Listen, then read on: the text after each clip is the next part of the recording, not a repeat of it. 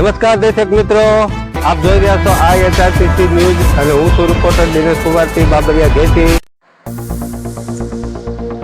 નમસ્કાર દર્શક મિત્રો, નવા વિડીયો સાથે આપનું હાર્દિક સ્વાગત છે. તાજેતરમાં બનેલી ઘટના વિસાવદર તાલુકાના ખંભાળિયા ગામના સરપંચ કાંતાબેન અરવિંદભાઈ મકવાણા, જેમના પતિ અરવિંદભાઈ મકવાણાને વિજ્ઞાન સંતોષીઓ અને અસામાજિક તત્વો, જાતિવાદી તત્વો દ્વારા મારવામાં આવેલ હોય તે સમયસર કલમ ધારા 307 હેઠળ ગુનો દાખલ કરવામાં આવ્યો હતો, પરંતુ અરવિંદભાઈનું અવસાન થતા અને ફોરેન્સિક રિપોર્ટ અનુસાર મારના કારણે અરવિંદભાઈનું મૃત્યુ હતું, જેમાં પોલીસ ખાતા દ્વારા માન્ય રાખી ધારા 302 લગાવવામાં આવી હતી. અને હું છું રિપોર્ટર દિનેશ કુમારસિંહ બાબરિયા ઘેટી.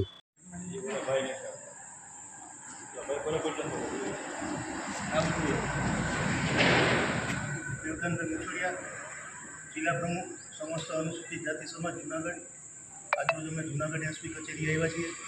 આપ સૌ જાણો છો તે પ્રમાણે ગયા મહિને આપણા વિસાવદર તાલુકાના ખંભાળિયા ગામના સરપંચ અરવિંદભાઈ મકવાણાને જે માથાકૂટ થઈ હતી એમાં 307 પહેલાં દાખલ થયેલી.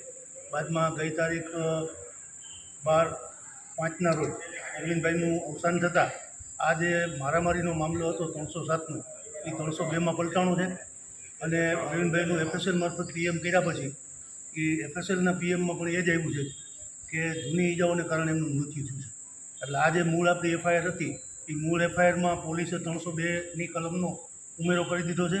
આજે અરવિંદભાઈના દીકરા રાહુલભાઈ અને એમના ધર્મપત્ની કાંતાબેન, બે મમ્મી દીકરા અને બીજા પંચોને સાહેદો છે, એને બધાને પોલીસે બોલાવ્યા છે અને બધાના નિવેદનો લેવાઈ ગયા છે. અને આપણી જે મૂળ FIR છે એમાં 302 ઉમેરાઈ ગઈ છે. એટલે આખા જિલ્લાના સમાજને જાણમાં રહી કે ખંભાળિયાના કેસમાં આપણે 302નો ઉમેરો કરાયો છે અને પોલીસે પણ તટસ્થતાપૂર્વક કામગીરી કરી અને એમાં 302નો ઉમેરો કરી દીધો. જય ભીમ, નમો બુદ્ધાય.